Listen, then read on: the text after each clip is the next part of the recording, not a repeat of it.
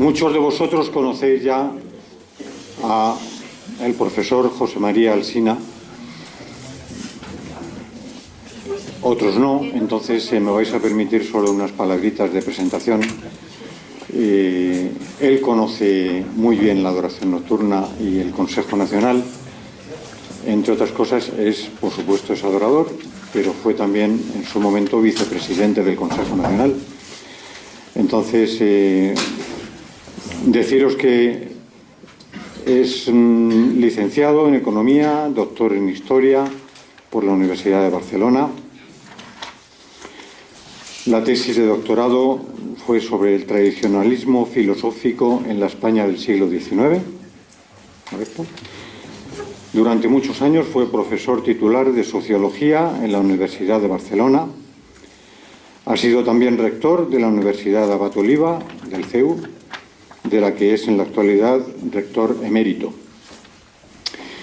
Sus principales temas de estudio son el tradicionalismo filosófico y político, la teología de la historia y la educación universitaria. Es miembro de la Escuela Tomista de Barcelona y de Escola Cor de Jesús y discípulo directo de Francisco Canals Vidal. Ha impartido muchas conferencias, ha escrito muchos artículos, libros. Quizá lo más importante es que es padre de familia numerosa y adorador nocturno, y abuelo. Bien, entonces tenía más cosas escritas aquí, pero ya me paro porque parece que es mejor dejarle hablar a él.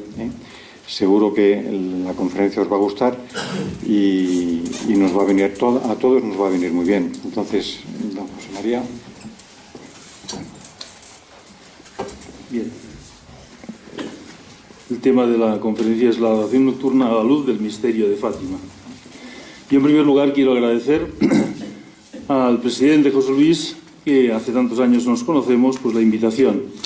La invitación por muchos motivos, por poder hablar en la adoración nocturna, por poder hablar del tema de que vamos a hablar, y también, diríamos, y fue una de las razones, tengo que confesarlo, por la cual cuando me dijo de venir dije sí, porque poder volver a ver a tantos amigos, algunos hacía años que no los veíamos ya, y muchos recuerdos de las reuniones del Consejo Nacional, y veo que, bueno, los amigos no se han envejecido mucho, se mantienen, uno le da cierta confianza, y después mucha gente nueva, lo cual también, diríamos, es una buena noticia. Todos estos son motivos de agradecimiento por estar también acompañado aquí con el conciliario, digamos, del cual nos une también una larga y fuerte amistad. Bien, vamos a hablar del tema que nos ocupa, la adoración nocturna a la luz del misterio de Fátima. Antes de empezar el tema, quizá alguien podría presentar un reparo. El reparo es que durante el año que acabamos de terminar, terminó el Día de Cristo Rey, se ha celebrado el centenario y son muchas las conferencias que quizá habréis oído ya de Fátima, y alguien diga, bueno, ya lo sabemos todo de Fátima, y es posible que muchos de vosotros hayáis ido a Fátima. Leía el otro día que han pasado por Fátima 50 millones de peregrinos, y por lo tanto, digamos, un tema ya conocido, digamos, nos va a hablar de aquello que ya conocemos, Esa sería la primera objeción. Y en segundo lugar también, que el mensaje de Fátima, alguien me podría decir, no es un mensaje fundamentalmente eucarístico. Y aquí lo que vamos a hablar es de la adoración nocturna. Digamos, ¿cómo es posible relacionar las dos cosas? Bien, dos posibles respuestas también a estas objeciones. En primer lugar, hay cosas que siempre es bueno profundizar en ellas, que nunca las sabemos del todo. Las cosas verdaderas, evidentemente, cuando volvemos a ellas, las volvemos a redescubrir más profundamente. Y así ocurre con Fátima. Cada vez, diríamos, que releemos aquellas pocas palabras, que son pocas, las palabras que la Virgen dijo a aquellos niños, volvemos a redescubrir realmente la importancia, cómo la Iglesia ha quedado, diríamos, grabada, diríamos, sellada por aquellas palabras de la Virgen a principios del siglo XX.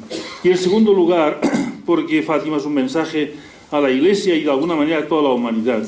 Y la Iglesia tiene como centro y cima, como dice el Concilio Vaticano II, a la Eucaristía. Por lo tanto, hablar de la Iglesia, algo que atañe a la Iglesia, digamos, tiene que estar necesariamente conexo, diríamos, con la devoción eucarística. Bien, dicho esto, un poco para justificar, diríamos, y dar razón del título de la conferencia, explicar también el motivo concreto. Mi propósito es hacer una reflexión que nos ayude a redescubrir la vocación que hemos recibido de adoradores nocturnos de la Eucaristía. Estas notas, digamos, que son tan específicas de nuestra vocación, ser adoradores nocturnos de la Eucaristía. Y es necesario, creo, en estos tiempos, realizar este redescubrimiento. Y realizarlo, digamos, no simplemente por lo que decía antes, que siempre aquellas cosas, digamos, que son verdaderas, podemos profundizar más en ellas, sino porque la oración nocturna, como tantas cosas, también necesita, diríamos, insistir en aquello que es realmente específico y singular de la oración nocturna para que no se diluya, diríamos, en otra cosa distinta, y todas las grupos, los movimientos, tienen su fecundidad en la medida que permanecen fieles a sus fundadores. Y por lo tanto, volver, digamos, a pensar lo que es realmente la adoración nocturna, desde lo que Cohen, Trelles, aquellas personas tan beneméritas que supieron realmente lanzar, digamos, en la Iglesia, digamos, esta vocación, pues es importante, me parece, para que en nuestros días la oración nocturna continúe siendo fecunda.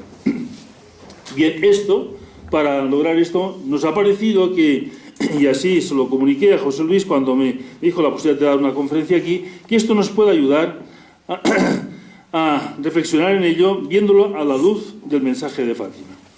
Bien, a pesar de que las palabras, los hechos de Fátima son conocidos por todos, me permito, diríamos, volver a subrayar los hechos y las palabras, muy brevemente, fijándonos en una determinada perspectiva, en aquella perspectiva que me ha parecido a mí que nos puede ayudar, digamos, a insistir, a redescubrir nuestra vocación de adoradores. En primer lugar, la aparición de la Virgen es a unos niños, confiándoles un mensaje que no es principalmente para ellos, aunque también es para ellos, sino para toda la Iglesia y de algún modo de trascendencia para toda la humanidad. Nos llama la atención este hecho, que justamente sean unos niños de corta edad, diríamos, que sean realmente los instrumentos que Dios ha querido, digamos, para que la Iglesia tenga conciencia, digamos, de algo que quizá, digamos, si no hubiera sido por Fátima, no hubiera tenido la misma conciencia, el mismo conocimiento. Pero si lo pensamos, también vemos algo que nos puede, digamos, también, después lo diré, digamos, tener presente en nuestra vocación. Dios, cuando quiere hacer algo grande, escoge algo pequeño. Y algo grande, Fátima es algo grande, un mensaje para la Iglesia y para la humanidad, viendo, digamos, por dónde transcurren sus pasos y por dónde tendrían que transcurrir. ¿Para qué? Para que realmente nos demos cuenta de la grandeza del mensaje. La grandeza del mensaje, digamos, sale como subrayada, viendo la pequeñez del instrumento por el cual nos llega. Unos niños comunican algo a la Iglesia realmente grande. Digo esto porque también, de alguna manera, nosotros, como adoradores, tenemos una vocación de decir algo grande a la Iglesia. La Eucaristía siempre está en el centro de la vida de la Iglesia y los adoradores, por lo tanto, estamos en este centro de la Iglesia teniendo conciencia de nuestra pequeñez. Y cuando mayor conciencia tengamos de nuestra pequeñez y nuestras limitaciones, más posiblemente podremos ser fecundos, transmitiendo aquello que realmente es nuestra vocación. En segundo lugar, también, digamos, la Virgen es madre y maestra, como la Iglesia, como decía Juan XXIII en aquella encíclica Mater et Magistra. Digo madre y maestra, y como es propio, digamos, y esto es necesario siempre a los niños hay que prepararlos, hay que enseñarlos. Necesitan un maestro los niños, digamos, para que realmente cuando se les enseña algo reciban aquello recibido, digamos, aquello enseñado, digamos, de la manera conveniente.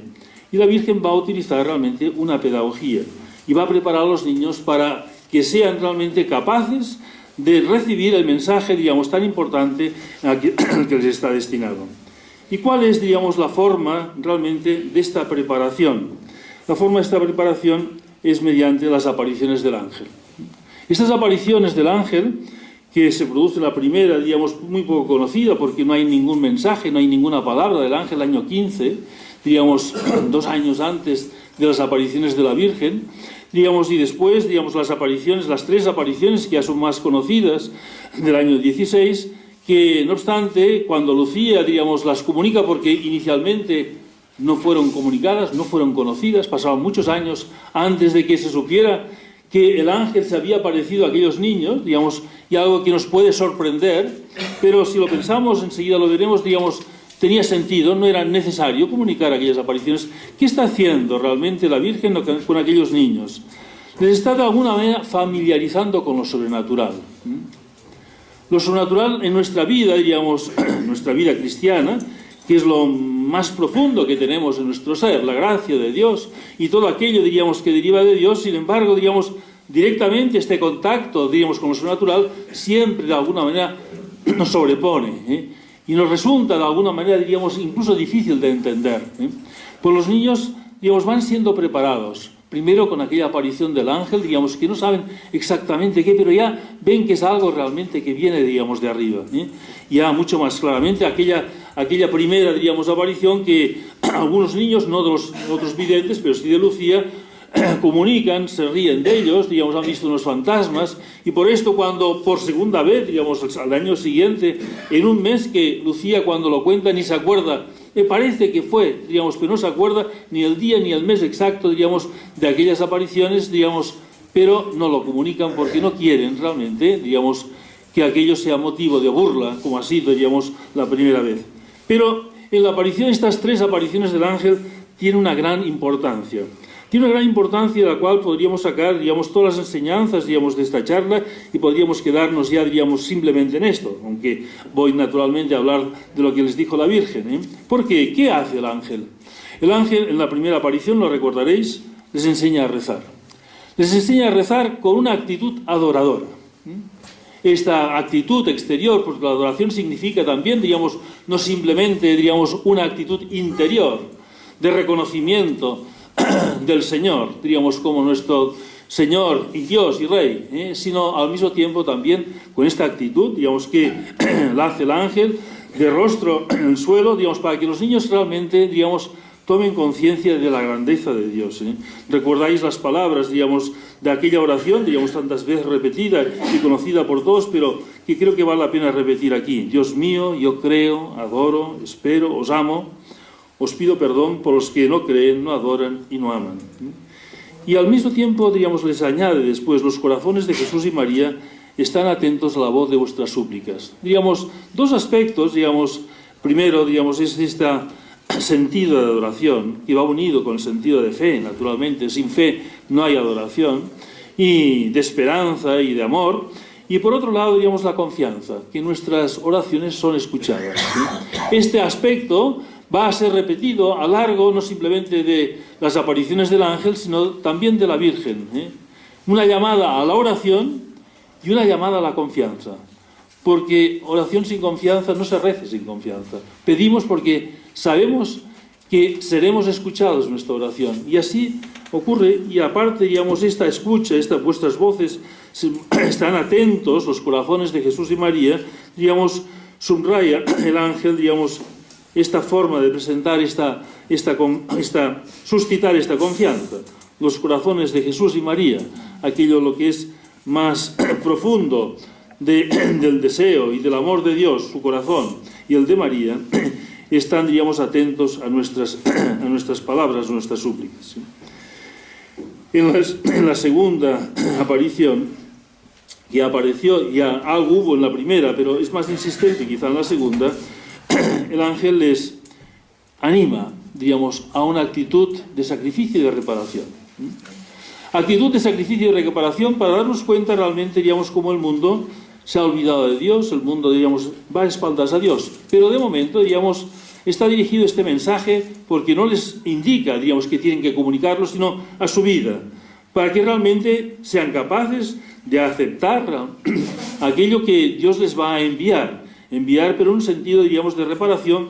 Pero como decía Lucía después, comentando, digamos, esta aparición, nosotros teníamos la experiencia con las palabras del ángel, aunque no eran palabras del ángel, pero era la experiencia que ellos tenían de que eran amados por Dios y que Dios quería ser amado. Digamos que Dios se complacía, diríamos, se complacía no simplemente en amarlos, sino que se complacía en recibir su amor. Diríamos, este gesto de extraordinaria misericordia que Dios quiere ser amado por los hombres. Digamos, este camino de que Dios nos ama y Dios quiere ser amado, es el camino que hace entender realmente lo que es la reparación.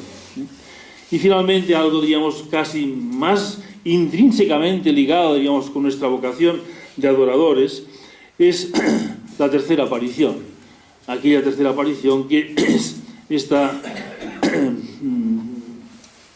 comunión reparadora, enseñarles realmente, digamos, a comulgar con aquellas palabras que vale la pena, digamos, también recordar aquí, digamos, cómo les prepara para la comunión. Santísimo Padre, Hijo y Espíritu Santo, os ofrezco el preciosísimo cuerpo, sangre, alma y divinidad de nuestro Señor Jesucristo. En primer lugar, digamos, toda comunión va precedida, digamos, por un acto de fe en la Santísima Trinidad, acto de fe en la presencia real de Cristo en la Eucaristía, presente en todos los sagrarios de la tierra. Digamos, cada comunión, de alguna manera, digamos, nos tendría que hacer dar cuenta, digamos, que no simplemente Dios se hace alimento nuestro, sino esta presencia que la tierra se ha hecho, digamos, tierra de Dios. ¿Sí? Tierra de Dios porque Él está, digamos, presente en todos los sagrarios de la tierra, en reparación de los ultrajes, una comunión reparadora. Sacrificios e indiferencias con que Dios es ofendido, y por los méritos infinitos de su Santísimo Corazón y del Inmaculado Corazón de María os pide la conversión de los pobres pecadores. Tomad y bebed, entonces les dice el ángel, el cuerpo y la sangre de Jesucristo horriblemente ultrajado por los hombres ingratos. Reparad sus crímenes, consolad a vuestro Dios. Digamos, este es el sentido, digamos, que el ángel les enseña a comulgar a aquellos niños. Una comunión reparadora. Una comunión reparadora es una comunión que mira a Dios, que quiere ser amado, y que mira al mundo, digamos, que no ama a Dios. Con aquello, digamos, que decía San Agustín, gritando por aquellas calles de Asís, Dios no es amado, Dios, el amor no es amado, el amor no es amado. Digamos, estas palabras de San Agustín, de San Francisco, perdón, digamos, de San Francisco, digamos, de alguna manera les quiere hacer tener presentes a aquellos niños, reparad sus crímenes, consolad a vuestro Dios. Esta preparación personal, y digamos, es de alguna manera nos da, ya digamos, yo diría lo que es la adoración nocturna, nuestra vocación. Nuestra vocación es ser adoradores. Y hoy en día, y esto es importante tenerlo en cuenta, diríamos, el mundo de hoy le cuesta mucho, digamos, reconocer que Dios debe ser no amado simplemente, sino adorado. Digamos, este sentido, que es lo propio de nuestra vocación, ser adoradores. ¿Qué significa ser adoradores? Adoradores es realmente este reconocimiento de Dios, como Dios nuestro Señor. El Señor, es el Señor. Con aquel tendríamos, digamos, que volver a recuperar aquel lenguaje de los santos, lenguaje que las personas ya de mi edad, digamos, lo recordarán, digamos, cuando en una iglesia había la exposición del Santísimo. Yo recuerdo, digamos, de pequeño, decía, ¿y qué querrá decir esto? Veíamos estas iniciales, SDM, su Divina Majestad, exposición de su Divina Majestad. Digamos, este es el lenguaje de Santa Teresa, este es el lenguaje de San Ignacio, digamos, cuando se dirige a Dios, su Divina Majestad. Y aunque hoy día las majestades muchas veces, digamos, dejan mucho que desear, pero esto no es ningún óbice para reconocer que realmente Dios es el Señor. Esto que aparece tantas veces, digamos, en el Evangelio, digamos, recordar las apariciones, digamos, después de la resurrección, como Juan dice a Pedro, es el Señor, Él es el Señor. Digamos, este reconocimiento de su soberanía. ¿Qué quiere decir realmente ser el Señor? Realmente que nuestra vida tiene que estar guiada por Él. Él es el Señor, nosotros somos realmente cosa suya. El Señor tiene, digamos, sus cosas. Nosotros queremos ser su posesión. Bien, este Señor que no simplemente es el Señor, sino es el Señor que realmente nos ama. Y esto, digamos, es el Señor que nos ama, y la Eucaristía es la manifestación de este amor. Tanto nos ha amado, digamos, que no simplemente ha vivido entre los hombres, sino se ha querido, digamos, quedar entre los hombres. Vivir entre los hombres es la delicia de Dios. Esto, digamos, es el sentido profundo, digamos, de la adoración. Y Si alguien pensara que la adoración simplemente, diríamos, sería, digamos, bueno, pero no sería adoración, es decir, bueno, vamos a hacer un rato de compañía a nuestro Señor.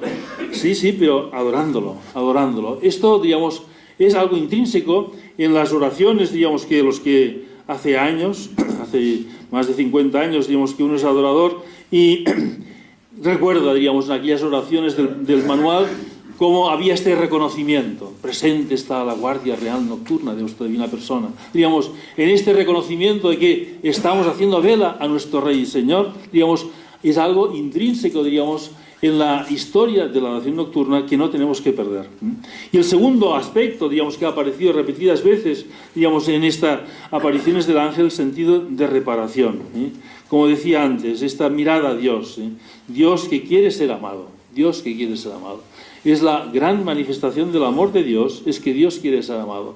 ¿No? Es una exigencia que es en favor del hombre, no en favor de Dios. En favor del hombre es que Dios quiere ser amado, nos pide su amor y en este, digamos, amor, digamos, al mismo tiempo nos hace contemplar el mundo, digamos, que da la espalda a Dios. Es la gran tragedia del hombre, de que no ama a Dios, y cuando no ama a Dios, el hombre, digamos, va por derroteros desconocidos, por derroteros de perdición, por derroteros de soledad, que solo se encuentra el hombre, digamos, el mundo de hoy, porque se encuentra, digamos, solo, porque no se encuentra acompañado de aquel que siempre le acompaña, digamos, que es Dios.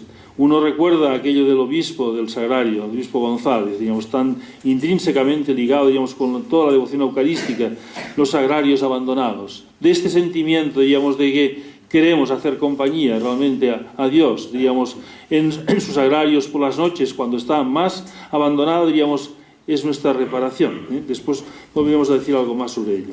Bien, ya digo, con esto ya podríamos insistir un poco más y dar por terminado, diríamos, nuestra conferencia, pero tenemos que hablar de la Virgen, y nos queda media hora, digamos, de aquellas las apariciones de la Virgen, y pasamos a ello. A cabo de un año de estas apariciones del ángel, va a venir la Virgen, digamos, y los niños están de alguna manera connaturalizados con la presencia de lo sobrenatural, digamos, visible, lo cual nosotros no estamos acostumbrados, no es nuestra experiencia, pero aquellos niños habían sido acostumbrados por el ángel, sabían rezar, sabían recibir a Jesús. Aquí nos puede llamar la atención una cosa, digamos, que, digamos, la Virgen se hace preparar por Jesús, su camino. Jesús nos lleva a la Virgen. Siempre decimos que la Virgen nos lleva a Jesús. Pero aquí Jesús les lleva a la Virgen.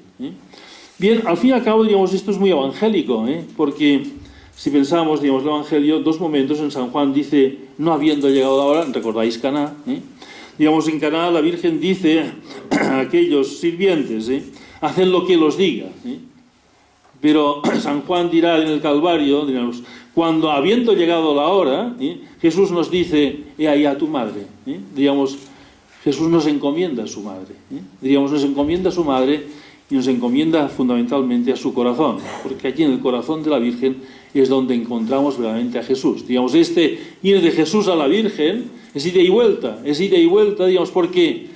Porque en la Virgen encontramos realmente, digamos, lo que es verdaderamente Jesús, con su amor, y cómo hay que amarle. Esto solamente lo entendemos desde el corazón de la Virgen. Bien, pasamos, por lo tanto, digamos, a estas apariciones, estas 6 apariciones. Si ahora reuniésemos en unas hojas, digamos, todas las palabras que dijo la Virgen durante estas 6 apariciones, digo, ¿qué nos llevaría? Un par de hojas, no más. Dijo pocas cosas la Virgen. Unas apariciones, digamos, tan importantes y muy pocas cosas. Pero la Virgen, digamos, como maestra, sabe una cosa, digamos, que en la vida hay que ser insistente. Y hay una cosa que repite las 6 veces que se le aparece. Y lo que dice siempre, siempre, siempre es rezad el rosario. Digamos, y por lo tanto podríamos decir, ¿qué es Fátima? Fátima es rezar el rosario. Pero ahora, digamos, podríamos hablar del rosario, pero yo quiero hablar de la Eucaristía, digamos, y quiero hablar de la oración nocturna, digamos, en un aspecto que me parece, digamos, que podemos de alguna descubrir con esta insistencia. ¿Qué les pide la Virgen a los niños? Que sean fieles. Volved 6 veces. Les pide que vuelvan 6 veces. Y que, por esto, cuando en agosto, recordaréis que tiene dificultades, digamos, para ir allí, los niños, digamos, tienen, bueno, ¿y qué dirá la Virgen si no estamos, digamos, tal como ella nos ha pedido, diríamos, en el lugar donde ella nos dijo que teníamos que volver 6 veces, ¿eh? Y siempre rezad el rosario, lo dice cada una de las veces. Ya alguien podría decir, ya lo dijo la primera vez, digamos, ya está bien. Pues no, cada vez. Mirad, porque en la vida, digamos, las cosas importantes se dicen muchas veces, ¿eh? Esto es así, digamos, esto es importante, digamos, a veces yo lo he dicho para los padres y para los maestros, digamos, hablando de Fátima, justamente, pensar esto, si repetís una cosa, no os parezca mal, la Virgen lo repitió 6 veces, todas las veces que digamos, lo mismo, porque era importante. Pero también podemos ver otra cosa, digamos, en nuestra vida, digamos, como adoradores. Lo he dicho en muchos casos, digamos, la adoración está hecha de fidelidad, ¿eh? Cada mes. Y recuerdo, alguno lo recordará también, porque aunque la mayor parte son más jóvenes, pero hay algunos, diríamos, ya de edad, al que fue nuestro conciliario, el doctor Muñoz, ¿eh? Lo recordáis, ¿eh? Y recuerdo en una ocasión, digamos, aquí en esta casa mismo también estaba entonces aquel día, la conferencia la teníamos puesta la mesa allí y distinta, pero en el mismo sitio dijo, lo recordaré, bueno, siempre nos quejamos de que somos viejos, ¿eh? Bueno, dice, pero él ya tenía sus años, dice, yo hace muchos años que soy ya conciliario y siempre oigo lo mismo, que ya son viejos, pero muchos de estos viejos, cuando yo llegué se han muerto y aún hay otros, o sea, que van viniendo. Pero no simplemente esto, podríamos decir algo semejante hoy, sino que adoradores viejos habla de fidelidad, ¿eh? De fidelidad, ¿eh? Señal de que cuántas personas realmente, viejos de cierta edad o de juventud acumulada, si queréis, digamos, porque hoy día no se habla de viejos, se habla de jóvenes, diríamos, bueno, ya, digamos, un poco, digamos, con años, jóvenes con años, pues estos jóvenes con años son años de adoración, ¿eh? Y yo recuerdo cuando era vicepresidente de la Nación, me tocó, digamos, visitar muchos lugares de España y hablar con muchos adoradores, ¿eh? ¿Cuántas historias de adoradores en que llamaba uno la atención porque su vida, fundamentalmente su vida, ha sido la vida de adorador? Por allí, digamos, se explica en su vida de adorador cómo se casaron, los hijos que tuvieron, lo que han hecho en su vida, la profesión que han ejercido, estaba todo ligado con la adoración, ¿eh? Una adoración, digamos, da un sello, la persona que, esto tan simple, al fin y al cabo es una noche al mes, muy poca cosa, una noche al mes, ¿eh? Pero la fidelidad de una vida de una noche al mes marca profundamente la vida de un adorador, ¿eh? La adoración no es decir, bueno, el día que tenga devoción, el día que no esté cansado, el día, digamos, que me vaya bien, voy a la adoración. No es esto. Y un mes voy 4 veces, pero otra vez voy una, otra vez no voy ninguna. No, la adoración es, hay una noche al mes que es sagrada, ¿eh? Y aquella noche, digamos, tiene que pasar algo muy importante en mi vida para que no cumpla con aquel compromiso que establecí, digamos, el día que empecé la adoración. Cuando esto es así, en una vida, digamos, de un adorador, aquí el adorador queda marcado por esta fidelidad, ¿eh? Yo, diríamos, pensaba en esto cuando los niños que hicieron 6 veces, muy pocas veces, acudir a un lugar, aquel lugar, y rezar el rosario. Siempre las cosas importantes tienen, como antes decía, el instrumento de los niños es un instrumento pequeño, y las cosas importantes, muy importantes. ¿Por qué? Porque rezar el rosario no es simplemente rezar una oración. Entonces rezaban, les decía la Virgen en Portugal, rezar el terzo, ¿eh? La tercera parte del rosario, ¿eh? La tercera parte del rosario, ¿eh? Digamos, no les decía el rosario, sino el terzo, ¿eh? Bien, digamos, pero de rezar el rosario les irá explicando que depende la vida de la Iglesia y depende la salvación de mucha gente, ¿eh? Algo realmente de una gran trascendencia. ¿Para qué? Para tomar conciencia, porque hacemos las cosas no simplemente, digamos, porque nos digan que tenemos que hacerlo. La vida, digamos, en todos los órdenes, y en la vida cristiana, esto es así, en la medida en que vemos que aquello que hacemos es realmente muy importante, muy importante. Entonces vale la pena hacerlo. Si dijeran, bueno, rece el rosario, o rece, mire, a San Antonio, diríamos que está muy bien, ¿eh? No, la Virgen tendrá, digamos, la insistencia en decir, cuidado, ¿eh? Que después lo veremos en las otras apariciones, ¿eh? ¿Qué ocurre si no rezamos el rosario? Esto es así en cada una de las...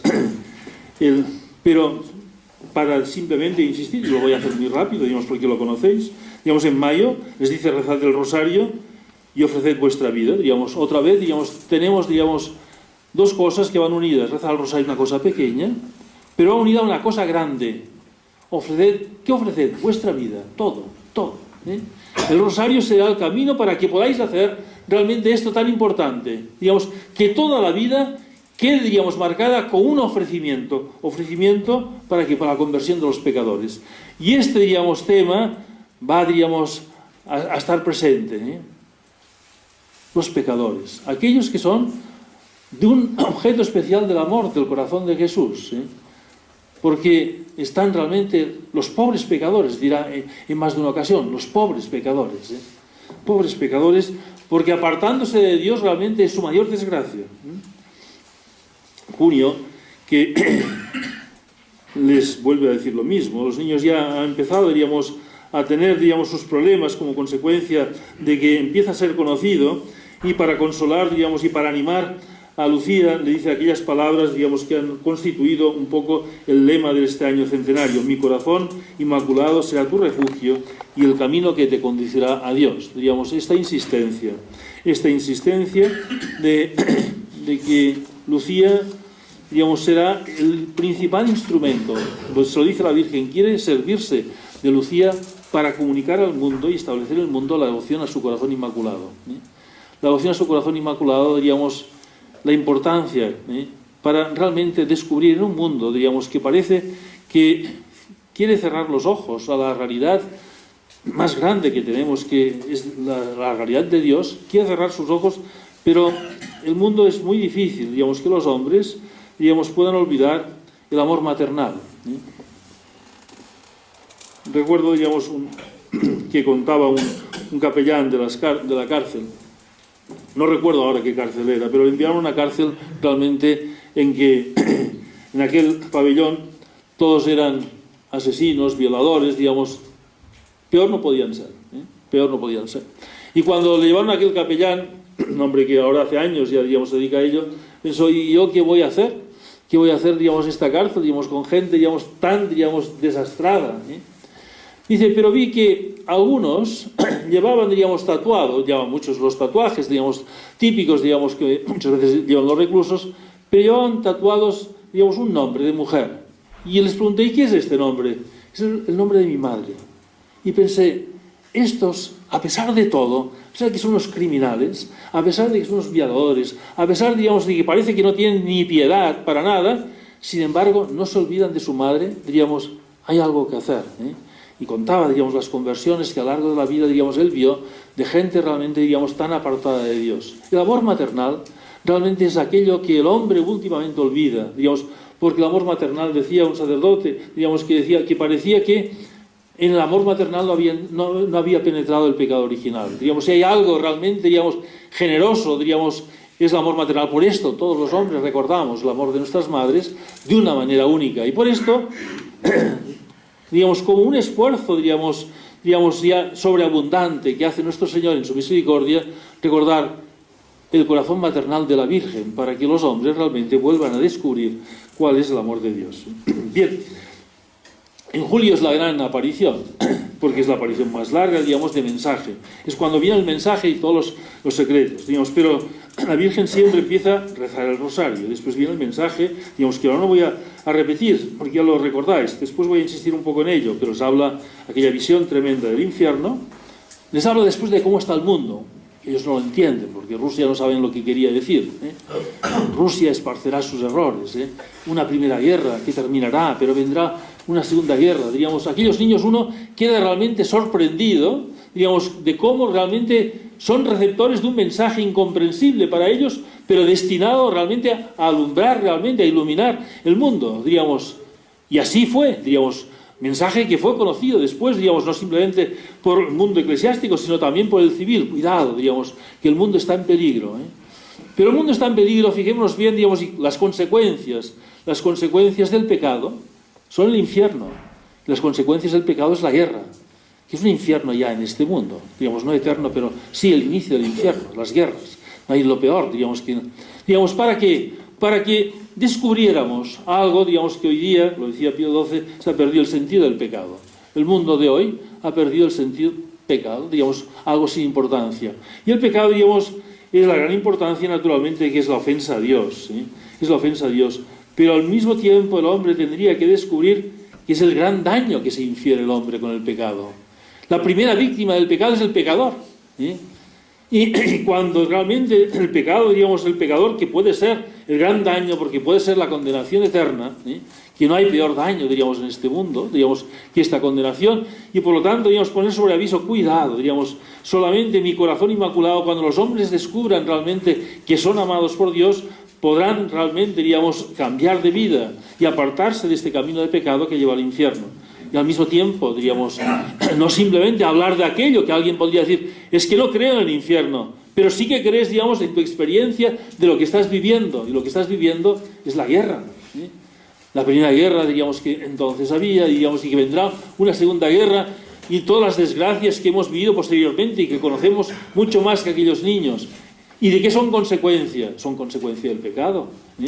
Naturalmente que podemos dar unas consecuencias humanas de determinadas ideologías y determinadas, digamos, actitudes y ambiciones, pero la raíz profunda, digamos, de estas ideologías es el pecado, y el pecado lleva realmente, digamos, a la guerra, a la gran desgracia de los hombres, aquello, digamos, que no quisieran, digamos, aquello que se encuentran. Tantas cosas, digamos, nos encontramos hoy, digamos, que vemos que el hombre realmente rechaza o quisiera rechazar, pero no, diríamos, rechaza las causas. Ahora todo el día estamos con las noticias de la violencia de género. ¿Cuáles son las causas de esta violencia de género? Dicen, vamos a terminar. No terminan con la violencia de género. Cada vez hay más.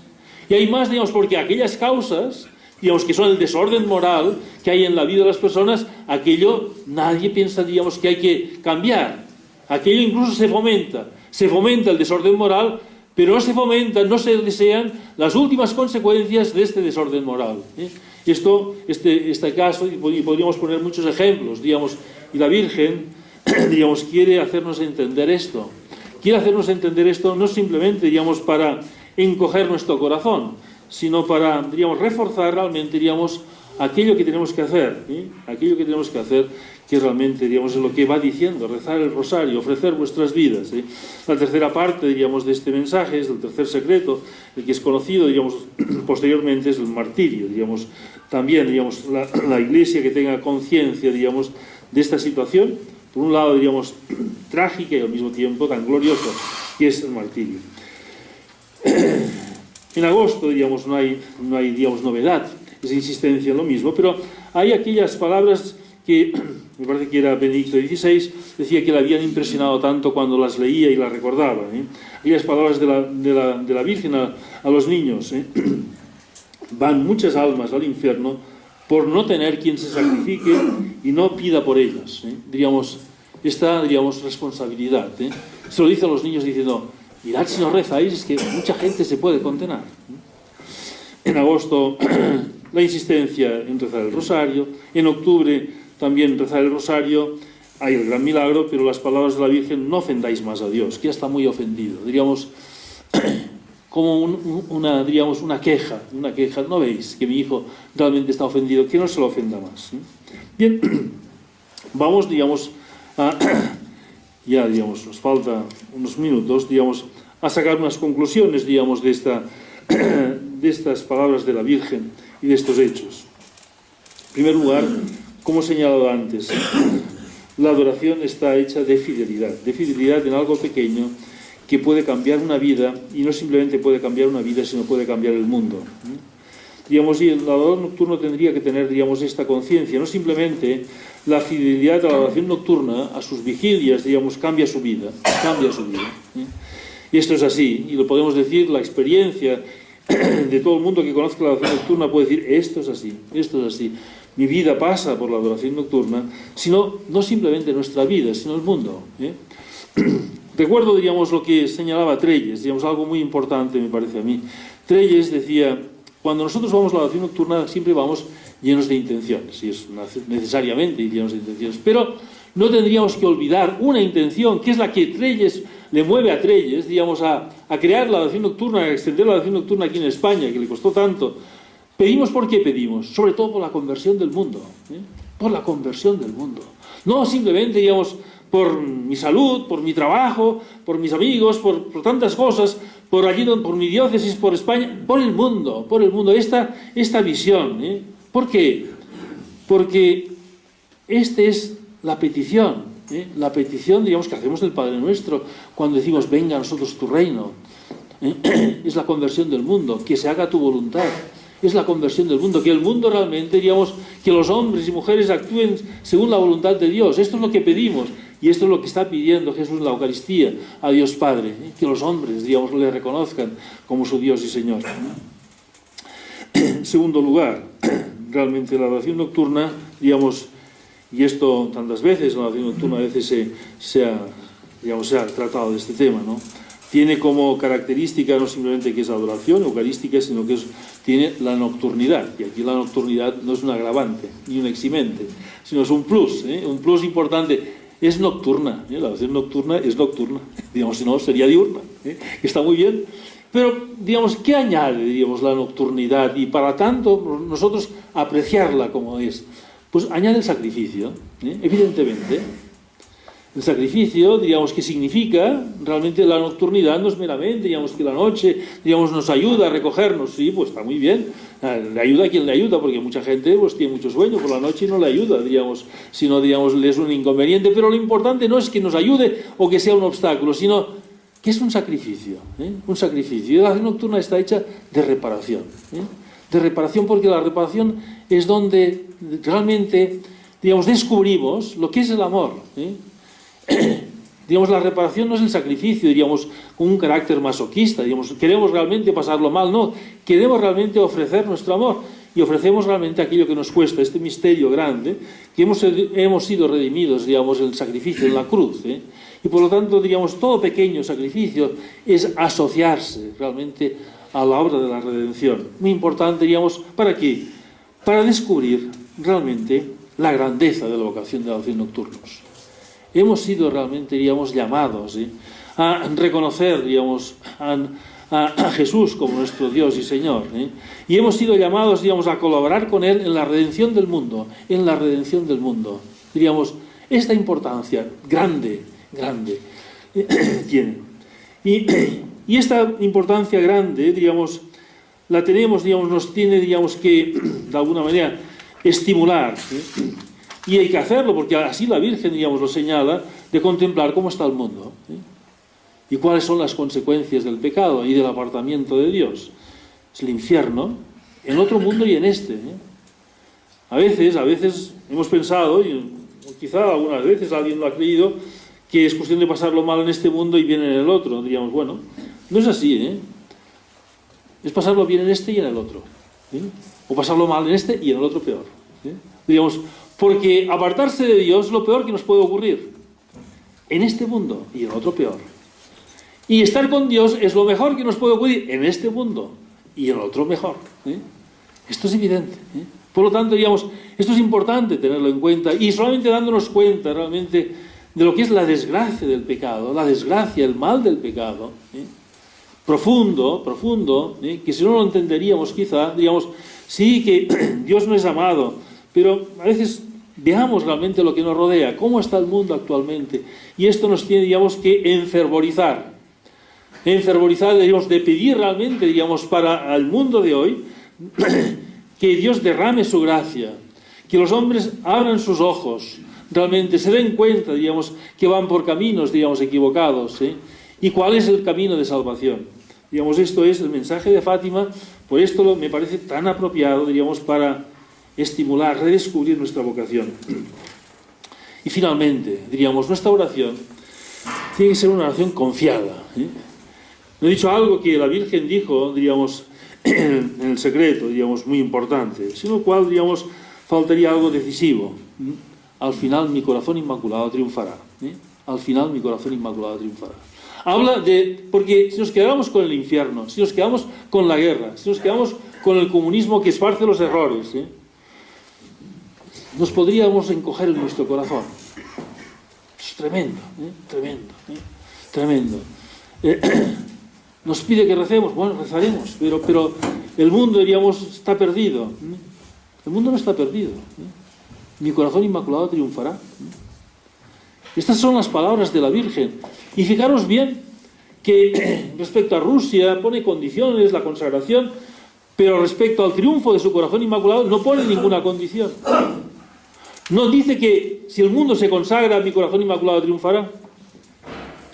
Es importante la consagración, y la pide la consagración. Pero la afirmación de su triunfo, que al final los hombres realmente se dan cuenta que son amados por Dios, es el mensaje central de Fátima. Porque el mundo de hoy no simplemente es un mundo, diríamos, que ha dado la espalda de Dios, sino es un mundo falto de esperanza. Falto de esperanzas no simplemente sobrenaturales, sino humanas. Nunca en la historia de la humanidad, y este parece muy radical, pero voy a dar un argumento para que se vea que esto no es meramente una afirmación así, digamos, vacía. Nunca en la historia de la humanidad había tanta falta de esperanza como en nuestros días. ¿Y cómo, digamos, se puede demostrar esto? Con una cosa muy sencilla, digamos, sobre todo en el mundo occidental, me refiero, que la gente no quiere tener hijos. No quiere tener hijos. Europa se está suicidando. ¿Y quién se suicida colectivamente? Quien ha perdido la esperanza. ¿Por qué no se tienen hijos? Porque tener un hijo es, digamos, una apuesta en la esperanza, que vale la pena transmitir la vida, porque la vida es un don de Dios.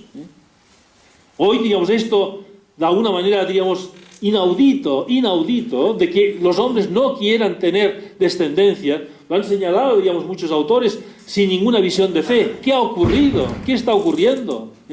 Que el mundo, ¿por qué? Porque ha perdido la esperanza. Y Fátima nos viene a decir, no es verdad que estamos en un mundo sin esperanza. Digamos, los caminos de Dios son inescrutables, pero Dios lo va preparando por caminos que no conocemos. Y a pesar de todo, está en la tormenta, pero vendrá el sol, después de la tormenta vendrá el sol. Esto lo sabemos nosotros, la experiencia humana, pero aquí lo sabemos no por experiencia humana, sino por palabras de la Virgen, mi corazón inmaculado triunfará.